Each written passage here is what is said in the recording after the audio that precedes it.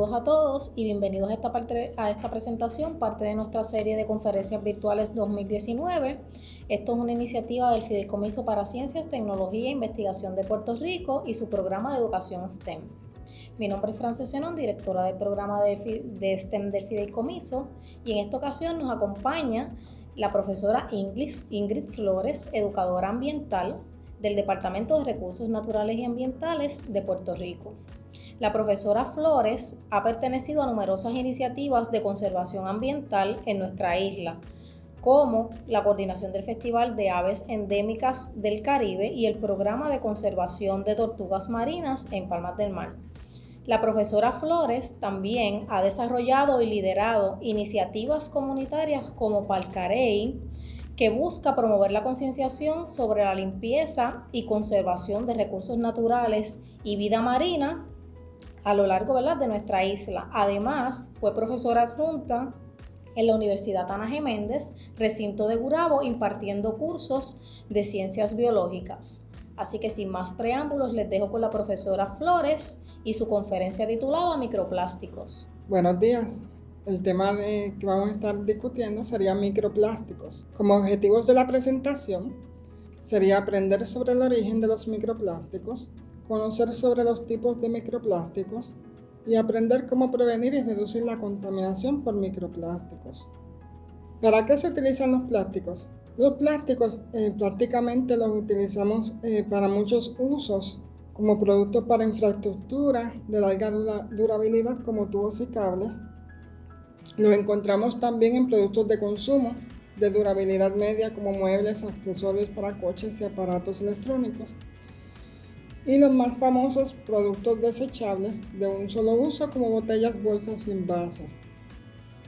El plástico, para conocer más al detalle, se origina de un componente básico llamado resina, el cual es un derivado del petróleo. Es utilizado para muchas cosas, como ya pudimos observar, ya que es un material duradero. La fuente principal de contaminación por plásticos es de los desechables. La composición de algunos se basa en poliestireno, presente en productos desechables como el conocido styrofoam o espuma plástica. Tenemos el polipropileno en forma de material fibroso, presente en las tapas de botellas y productos en la industria del automóvil. Y por último, el polietileno presente en las botellas, bolsas de plástico y en cosméticos. ¿Sabías que en la última década produjimos más plástico que en todo el siglo pasado? Estos datos que voy a estar discutiendo son según la Organización de las Naciones Unidas a nivel mundial. Compramos 1 millón de botellas plásticas cada minuto. En el 2016 se vendieron 480.000 millones de botellas plásticas en todo el mundo. Cada año se usan 500.000 millones de bolsas plásticas en el mundo. En Puerto Rico ya existe una ley que prohíbe a los establecimientos comerciales brindar bolsas plásticas desechables a sus clientes para cargar sus artículos, con el fin de proteger al ambiente. La misma también promueve el uso de bolsas reusables. Esta ley, la número 247 del 29 de diciembre del 2015. Por lo que esos números se refieren al uso en todo el mundo y no solo en Puerto Rico.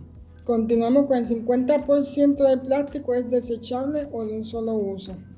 Cada año usamos 17 millones de barriles de petróleo para producir botellas de agua.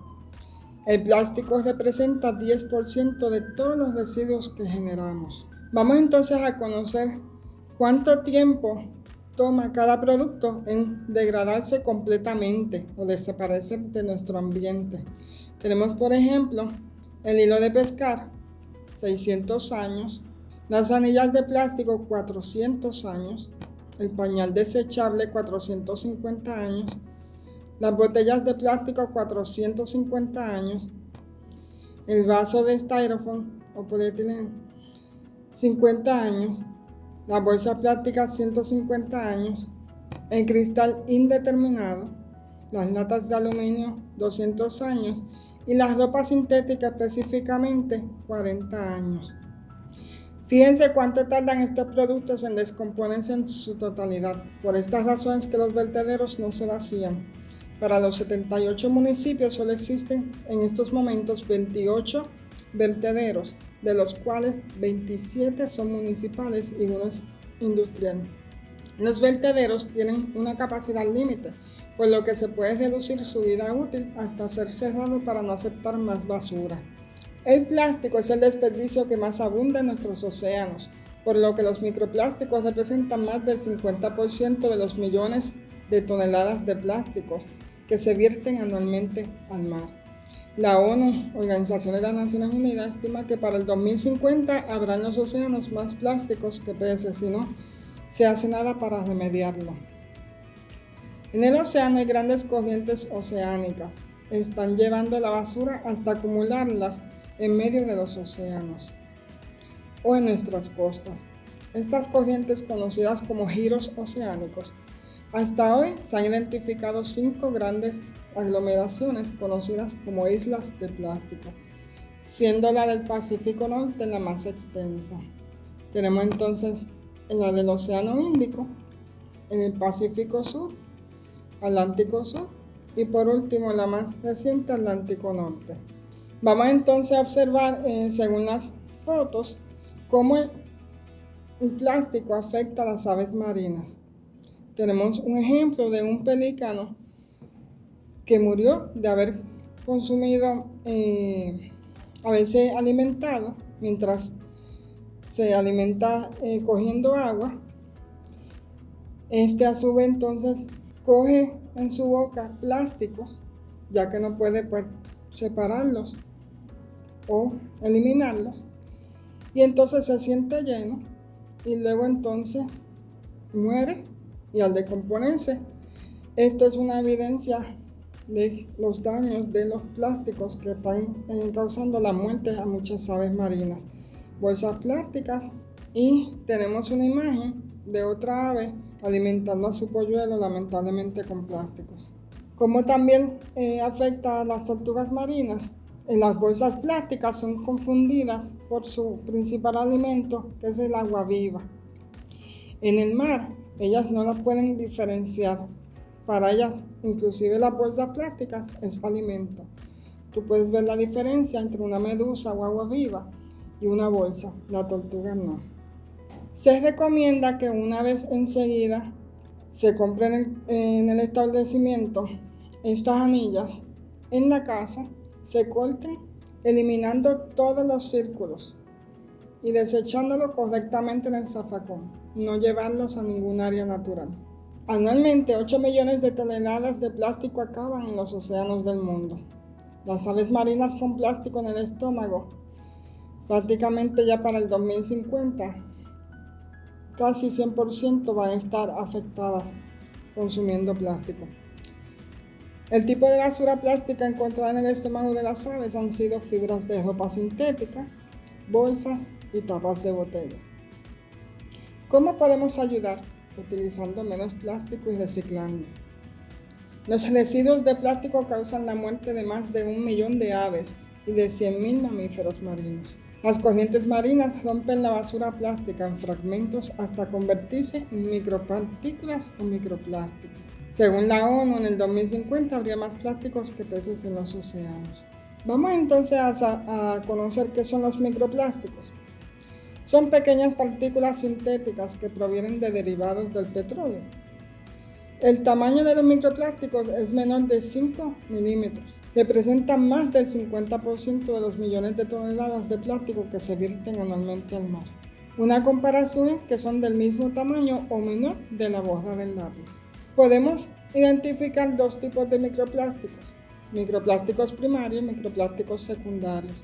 Los microplásticos primarios son los que fueron creados con un tamaño menor de 5 milímetros y se podían encontrar principalmente en cosméticos y productos de higiene personal. Los microplásticos secundarios son los que provienen de la degradación de plásticos de mayor tamaño por exposición a los rayos ultravioletas, altas temperaturas y abrasión. Hay varias fuentes de microplástico: fibras sintéticas en el lavado, la ropa como lana, el acrílico y el poliéster emiten miles de fibras. El polvo de neumático, los coches emiten más de 20 gramos de estirenobutadieno por cada 100 kilómetros. Las pinturas también contaminan por microplásticos. Otras fibras sintéticas también viajan a través del viento. Las microesferas que ya mencionamos, que son los microplásticos primarios, y otros productos que vienen siendo de los microplásticos secundarios, como bolsas, tenedores, sorbetos. ¿Cómo llegan las microfibras al océano? Este es un grave problema porque llegan las microfibras de cada lavado. Se lava la ropa sintética, al no ser una tela natural, como el 100% algodón. En el constante lavado, estas aguas residuales con microplásticos pasan a través de las estaciones depuradoras de aguas residuales o plantas, pero como son tan pequeños, no se pueden retener en las plantas y continúa su viaje llegando hacia el mar, contaminando entonces los océanos. Las microfibras, este es un ejemplo de microfibras encontradas dentro del cuerpo de un pez en Norteamérica. Tenemos entonces este pescado. Esta trucha arcoíris había ingerido 17 fragmentos de plástico. La contaminación plástica marina tiene un papel desconocido aún en la exposición humana de los productos químicos tóxicos. Según la Organización de las Naciones Unidas, más de 220 especies diferentes ingieren desechos microplásticos en condiciones naturales. Muchas de ellas son consumidas por los humanos. Finalmente, un resumen del ciclo de microplásticos. Se forman ya sea por la descomposición de partículas de plástico mayores o porque ya fueron fabricados intencionalmente para utilizarlos en productos cosméticos, detergentes o ropa, que a través de las tuberías llegaban entonces al mar. Esos fueron eliminados por leyes. Luego pasan entonces por las instalaciones que no son recuperables y finalmente llegando entonces al mar, afectando la vida marina.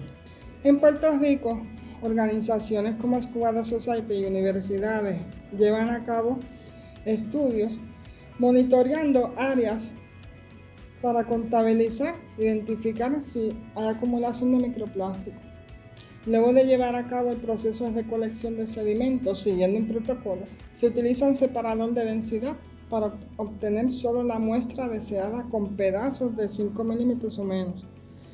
Muestras de agua obtenida de la superficie también pueden ser preparadas utilizando filtros para obtener solo la muestra deseada y colocados luego en placas Petri para ser observados a través del microscopio. Aquí podemos observar un ejemplo del separador de densidad. La arena es invertida aquí arriba.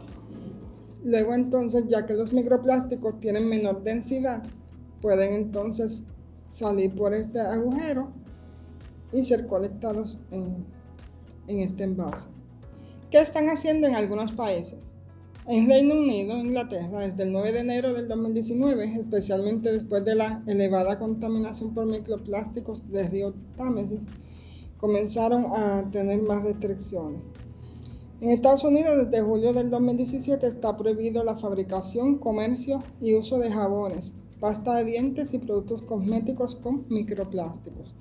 En la Unión Europea está en proceso de la prohibición de ciertos productos plásticos de un solo uso en el 2021. Eliminar la agregación de microplásticos en productos como cosméticos y detergentes para el 2020. Plantea que para el 2030 todos los envases de plástico sean reciclables. Minimizar la liberación de microplásticos de textiles, neumáticos, pinturas y colillas de cigarrillo. En Dinamarca y Suecia también están en proceso de prohibirlos. ¿Qué debes hacer? ¿Qué podemos hacer? Podemos entonces rechazar lo que no podemos reusar. Vamos entonces a rechazar el plástico desechable. Vamos a utilizar botellas de metal para utilizar y llevárnoslas con nosotros, la bebida que nos vayamos a tomar. Vamos a rechazar los envases de un solo uso. Llevar nuestra propia taza de café. Elegir bolsas reusables. Comunicarnos con los municipios para informarnos y participar de los programas de reciclaje, encontrar formas innovadoras de abordar el desafío de los plásticos en el sistema alimentario, dile no al exceso de empaques plásticos descartables. La industria del plástico tiene un sistema de códigos para identificar las 7 categorías de este material, para que sean separadas antes de que sean colectadas para reciclaje. Hasta el 2018 se exportaba todo tipo de plásticos, pero China estableció restricciones. Actualmente en Puerto Rico una parte se exporta y otra es recuperada por una o varias compañías en las que tritura el plástico y lo convierte en materia prima para la venta. Tenemos otras compañías que le compran lo triturado por las otras, además de que reciben lo que se colecta, para crear un nuevo producto, tales como cubos para mapear, bandeja para pintar, completando entonces el ciclo de reciclaje. Las botellas plásticas son aceptadas sin tapas, anillas y envolturas. Con las latas de aluminio y los metales no hay mucho problema, ya que se logran exportar con éxito. El problema es cuando se disponen de ellos de manera incorrecta, dejándolos tirados fuera de los zafacones. En la actualidad, ya el vidrio no se está colectando, aunque es reciclable, debido a que no existen centros de acopio ni empresas que reciclen este producto. En el pasado sí hubo. Para conocer más sobre cuáles tipos de plásticos se están aceptando, se debe comunicar con el programa de reciclaje del municipio donde usted reside. El coordinador de reciclaje es quien se comunica con el centro de acopio y recibe la información sobre cuáles están aceptando. Es bien importante que antes de implementar cualquier programa de reciclaje en la escuela, el maestro se debe de comunicar con el coordinador de reciclaje del municipio para conocer cuáles productos podrán colectar. De lo contrario, crearían un vertedero clandestino por no poder disponer de la basura colectada. Aquí tenemos entonces algunos videos recomendados que los pueden conseguir en YouTube. Documentar la ruta del plástico, Nat Geo, la historia del plástico, siguiendo el rastro de los microplásticos en el Océano Pacífico, como también algunas referencias para poder comunicarse con nosotros. El Departamento de Recursos Naturales y Ambientales nos puede seguir en la página de Facebook, por Twitter.